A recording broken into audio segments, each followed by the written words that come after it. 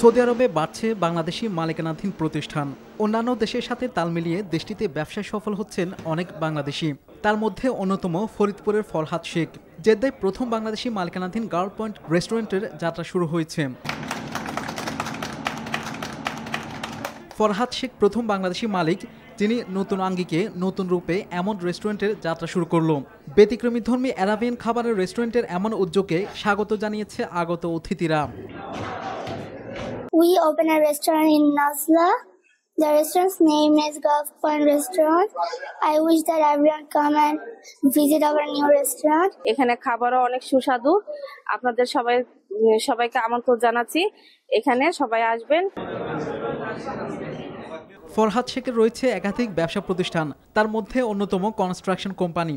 আর এসব প্রতিষ্ঠানে কাজ করছেন শত শত প্রবাসী বাংলাদেশি। এখানে অনেক ধরনের অথেন্টিক আইটেম আছে, আপনারা সবাই আসতে পারেন, আইসা দেখতে পারেন, ইনশাআল্লাহ আপনারা নিরাশ হবেন না। এখানে আপনারা সুলভ মূল্যে খাবার পাবেন এবং খুব ফার্স্ট ক্লাস খাবার, টেস্টি খাবার, এবং ইনশাআল্লাহ মানদণ্ড খুবই ভালো।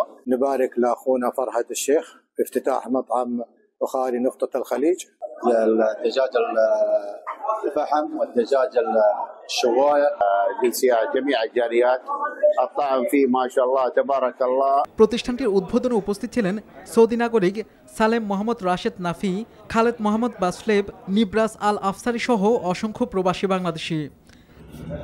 শাহাদাত শাওন, NTV ইন্টারন্যাশনাল ডেস্ক।